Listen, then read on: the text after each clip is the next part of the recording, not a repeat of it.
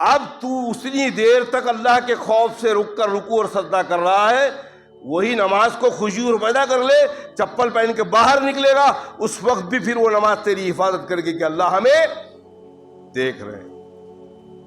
جو اللہ مسجد کے اندر دیکھ رہے ہیں وہ باہر بھی۔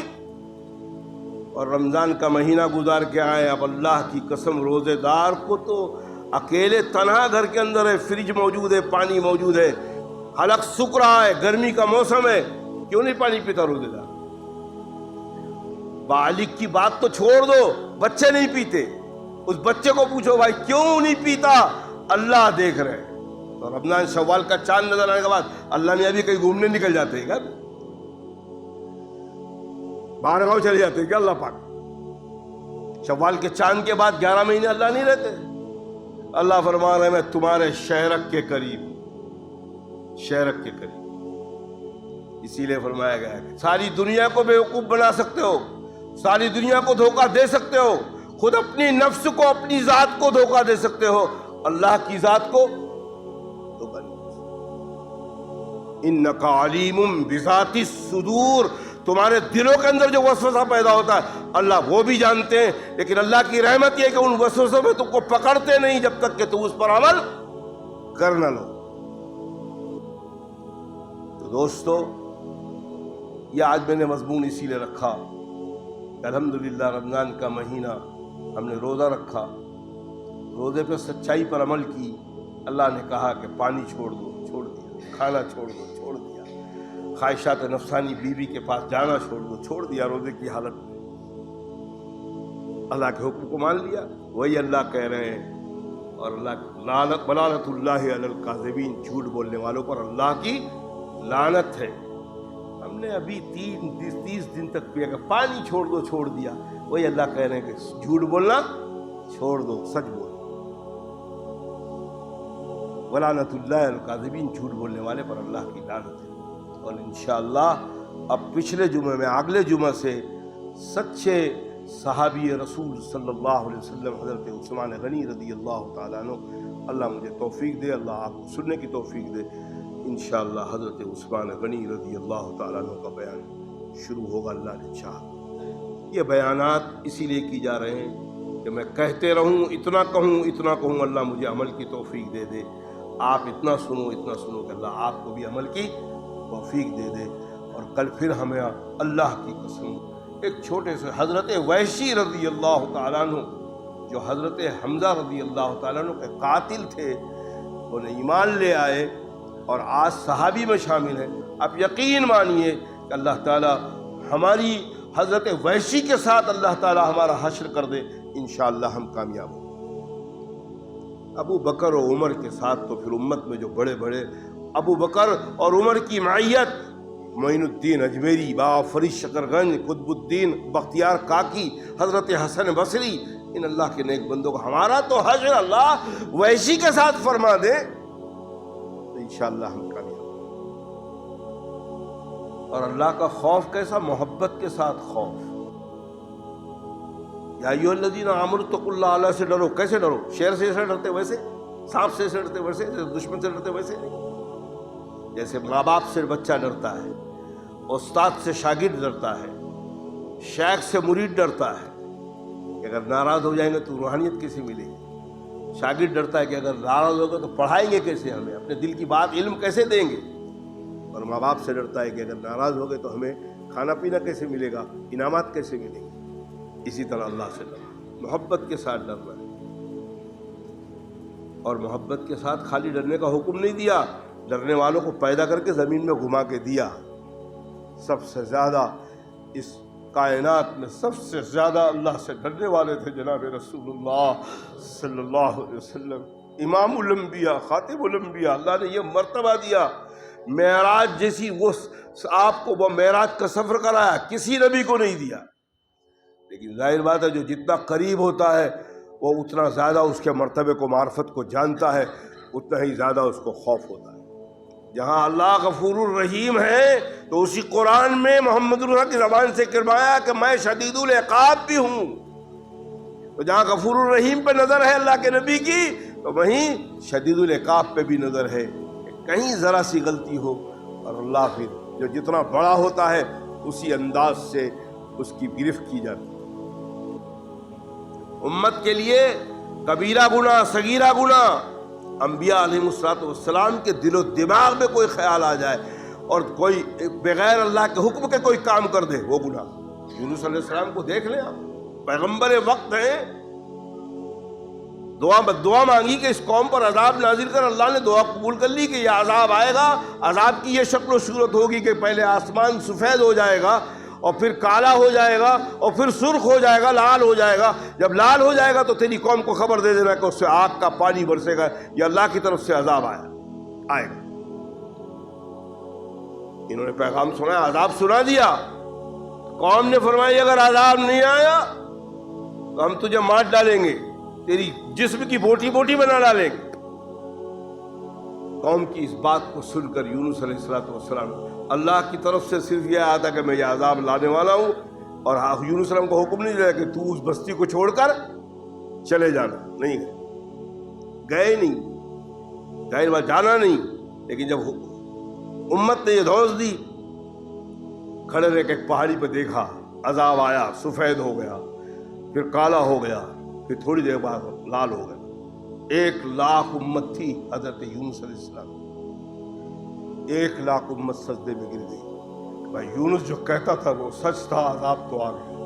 اے اللہ ہم کو معاف فرما دے، یہ عذاب اٹھا دے، ہم یونس پر ایمان لائیں گے۔ اللہ نے عذاب اٹھایا۔ یونس علیہ السلام نے دیکھا کہ عذاب تو آیا نہیں، قوم بولی تھی کہ آپ عذاب آئے نہیں تم کو مار دیں گے، قوم ان کو ایمان لانے کے لیے ڈھونڈ رہی ہے، وہ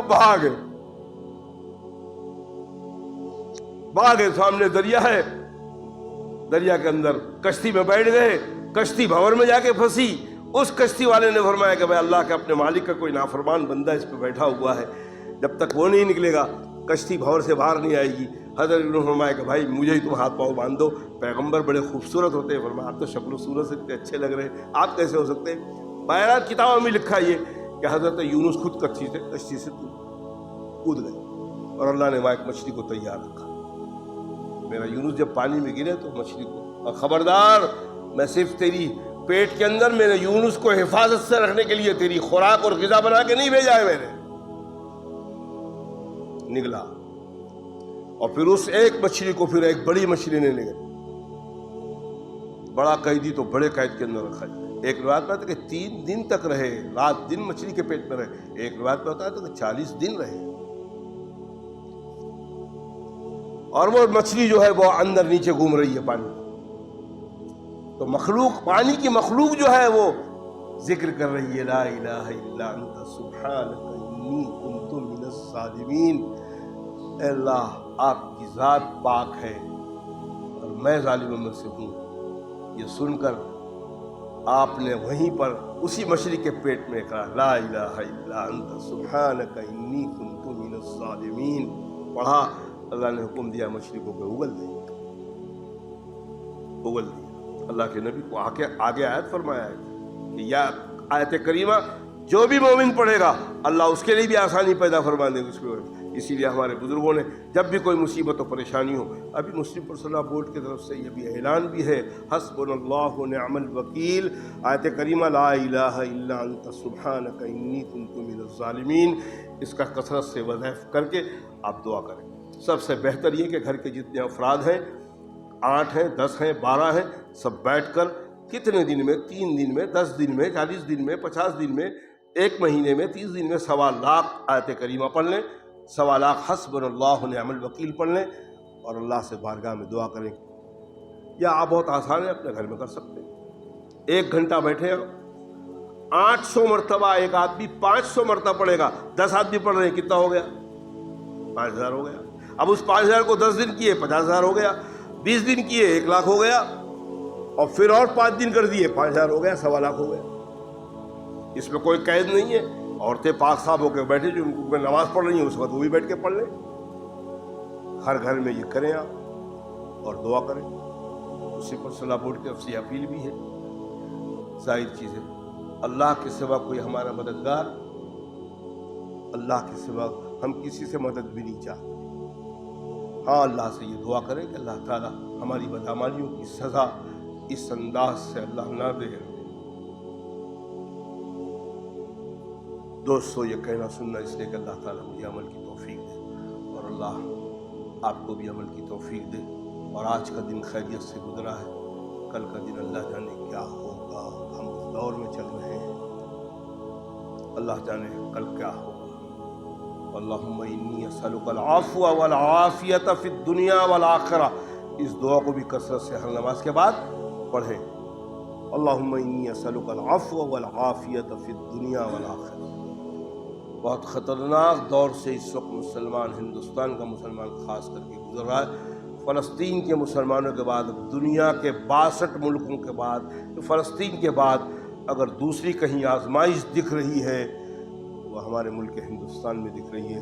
اللہ ہم سب کو ان تمام آزمائش، اللہ اب آزمائش بھی ڈالیں تو پھر اسے ہم کو برداشت کرنے کی توفیق بھی عطا فرمائے اور اس سے لڑنے کی توفیق نصیب۔ دعا ہوگا کہ دعا فرمائے کہ اللہ تعالیٰ کہنے والے نے کوئی غلط بات کہی ہے، کہنے والوں کو اللہ ہدایت نصیب فرما، سننے والوں کو اللہ اس سے بچنے کی توفیق نصیب فرما۔ اے اللہ، کہنے والے نے تیری بات کہی ہے، تیرے نبی کی بات کہی ہے، صحابہ کی بات کہی ہے، اللہ والوں کی بات کہی ہے۔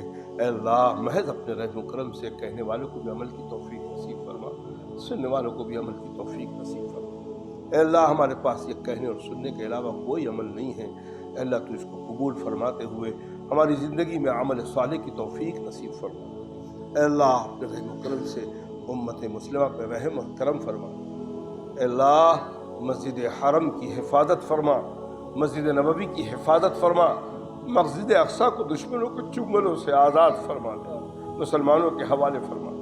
اے اللہ، ہمارے ان بھائیوں کی، ان بہنوں کی اللہ قربانیوں کو قبول فرما دے، مسجد اقصیٰ کو ان کے کافروں کے ہاتھ، ان ظالموں کے ہاتھ نہ جانے پائے۔ اے اللہ، اس ملک میں ہندوستان کے مسلمانوں کی عصمت اور عفت کی حفاظت فرما، مساجدوں کی حفاظت فرما، خانقاہوں کی حفاظت فرما، مدارس کی حفاظت فرما، ہر اس تنظیم کی حفاظت فرما جو تیرے دین کا کام کر رہی ہے۔ اے اللہ، اپنا رحم فرما، کرم فرما۔ اے اللہ، بڑے رحیم اور کریم ہے، کہاں ہمارے گناہ خس کے برابر، کہاں آپ کی رحمت سمندر کے مالک۔ اے اللہ، جب آپ اے اللہ کافروں پر رحم کر سکتے ہیں، اے اللہ ان کو دنیا دے سکتے ہیں، دنیا میں عزتیں ان کو دے سکتے ہیں، اے اللہ دولت ان کو دے رہے ہیں، یا آخرت میں ان کو کچھ نہیں ملنے والا لیکن دنیا میں دے رہے ہیں۔ اے اللہ، ہم تو تیرے نبی کی امت ہیں، ہم تو تیرے نبی کا کلمہ پڑھنے والے ہیں۔ اے اللہ، ہماری غلطیوں کو معاف فرما دے، ہماری غفلتوں کو معاف فرما دے۔ بے شک اے اللہ، ہم نے غفلت برتا، ہم اقراری مجرم ہیں، لیکن اے اللہ تو رحیم اور کریم ہے، تو نے اپنے نبی سے وعدہ کیا ہے تیری امت کو توبہ کی توفیق دیتے رہیں گے، اور تیری امت توبہ کر لے گی، ہم معاف کرتے رہیں گے۔ اے اللہ، ہمیں توبہ کی توفیق نصیب فرما، اور اللہ تو ہمیں معاف فرما۔ اے اللہ، انفرادی توبہ کی بھی توفیق نصیب فرما، اجتماعی توبہ کی بھی توفیق نصیب فرما۔ اے اللہ، ہماری غلطیوں کو معاف فرما دے۔ یہ چھوٹے بوٹے ہیں اللہ، ہم نے رمضان کا، ہم نے ٹوٹے پوٹے روزے رکھے، اے اللہ ہم نے تراویح پڑھی، قرآن پاک سنا۔ اے اللہ، آپ کی شاعر شان تو نہ روزے ہوئے، نہ تراویح پڑھی گئی، نہ قرآن سنا گیا، لیکن اے اللہ آپ کی رحمت اتنی وسیع ہے کہ آپ نے تو جب نماز کا یہ انداز لگایا کہ جماعت سے نماز پڑھو، اس لیے جماعت سے نماز پڑھو کہ اس جماعت کی صف کے اندر میرے نیک بندوں کے ساتھ میرے گنہگار بندے بھی اگر ہوں گے تو میں ان نیکوں کے ساتھ ان گنہگاروں کو بھی معاف فرما دوں گا۔ اے اللہ، اس رمضان میں جن لوگوں نے اخلاص کے ساتھ روزہ رکھا، اخلاص کے ساتھ قرآن پاک پڑھا، اخلاص کے ساتھ تراویح پڑھی، اے اللہ ان کے اخلاص کو قبول کرتے ہوئے ہم گنہگاروں کو بھی قبول فرما لیں، ہم غفلت سے نماز پڑھنے والوں کو بھی قبول فرما لیں، غفلت سے قرآن پاک کی تلاوت کرنے والوں کو بھی قبول فرما لیں۔ اے اللہ ہماری مغفرت فرما لیں۔ اے اللہ اپنے رحم و کرم سے اے اللہ امت مسلمہ کی اے اللہ تو رہبری فرما دے۔ اے اللہ ہمیں توبہ کی توفیق نصیب فرما دے اور ہماری توبہ کو قبول فرما۔ اے اللہ مسجد اقصیٰ کے ان مجاہدین کی غیبی مدد فرما، اور بچوں کی قربانی کو اے اللہ تو قبول فرما۔ سڑکوں میں پانی کی جیسا خون بہ رہا ہے اللہ، یہ ظالم اس انداز سے بچوں کا سڑکوں پہ خون بنا رہے ہیں۔ اے اللہ تیری فطرت یہ ہے کفر کو برداشت کرتا ہے، ظلم کو تو برداشت نہیں کرتا۔ اے اللہ اپنے کرم و کرم سے ہماری ان دعاؤں کو ان ظالموں کے لیے بم بنا دے، ہماری ان دعاؤں کو ان ظالموں کے لیے اے اللہ ابابیل کی جیسی کنکریوں کے اندر وہ طاقت پیدا فرما دے۔ اے اللہ ہمارے پاس ایک ہتھیار ہے، تیرے نبی نے کہا ہے دعا مومن کا ہتھیار ہے۔ اے اللہ اپنے بھائیوں کے لیے وہ ہتھیار استعمال کر رہے ہیں۔ اے اللہ آج کے موجودہ دور کے ہتھیاروں جیسا پاور ہماری دعاؤں میں پیدا فرما دے، ہمارے ان بھائیوں کی غیبی مدد فرما دے، ان بچوں کی غیبی مدد فرما دے، ہماری ان بہنوں کی غیبی مدد فرما دے۔ اور اے اللہ اگر اس ملک میں ویسی آزمائش ہماری کرنا مقصود ہے تو اللہ ہماری بھی یہاں غیبی مدد فرما دے۔ اے اللہ اس آزمائش سے پہلے ہمیں آزمائش کو سنبھالنے اور سمجھنے اور اس کو برداشت کرنے کی توفیق نصیب ہو۔ ایسا اللہ صحابہ جیسی آزمائش ہم پہ نہ ڈالنا۔ اے اللہ اگر ڈالنا مقصود ہے تو صحابہ جیسا ایمان نصیب فرمانا، صحابہ جیسا یقین نصیب فرمانا، صحابہ جیسا یقین نصیب فرمانا۔ ہماری دعاؤں کو اپنی بارگاہ میں اللہ قبول فرمانا۔ اے اللہ ہمارے دو چھوٹے چھوٹے معصوم بچوں کو دین کا ستارہ بنا، ہمارے نوجوانوں کو دین کی پہلوانی نصیب فرما، ہمارے بڑے بوڑھوں کو دین کا رہنما بنا، ہماری ماں بہنوں کو دین کا ملاح بنا دے۔ اے اللہ تمام حفاظ کرام نے اے اللہ قرآن پڑھنے کے بعد تجھ سے تیری رحمت کی دعا مانگی ہوگی، ان تمام حفاظ کرام کی دعاؤں کو امت کے حق میں قبول فرما۔ اے اللہ مسجد حرم میں، مسجد نبوی میں اے اللہ عمرہ کے لیے، حج بیت اللہ کے لیے اور عمرہ کے لیے جو جا رہے ہیں اے اللہ ان سعیوں کو قبول فرما۔ اور رمضان المبارک کے مہینے میں جو عمرہ میں گئے تھے تیرے کعبے میں اور نبی پاک صلی اللہ علیہ وسلم کے روضہ اقدس کے پاس کھڑے رہ کے اے اللہ امت کے لیے جو دعائیں مانگی اے اللہ اس میں ہمیں شامل فرما دے، ہماری دعاؤں میں ان کو شامل فرما دے۔ اے اللہ تو غفور الرحیم ہے، اپنے نبی کی امت پہ رحم فرما دے، کرم فرما دے، ہماری ان دعاؤں کو اپنی بارگاہ میں قبول فرما دے۔ ربنا آتنا فی الدنیا حسنۃ وفی الآخرۃ حسنۃ وقنا عذاب النار۔ اللہم انی اسألک العفو والعافیۃ فی الدنیا والآخرہ۔ اللہم انا نسألک الجنة ونعوذ بک من النار۔ اللہم اجرنا من النار، اللہم اجرنا من النار، اللہم اجرنا من النار۔ اللہم اختم لنا بالخیر، اللہم اختم لنا بالخیر، اللہم اختم لنا بالخیر۔ وصلی اللہ تعالی علی خیر خلقہ محمد وآلہ واصحابہ اجمعین برحمتک یا ارحم الراحمین۔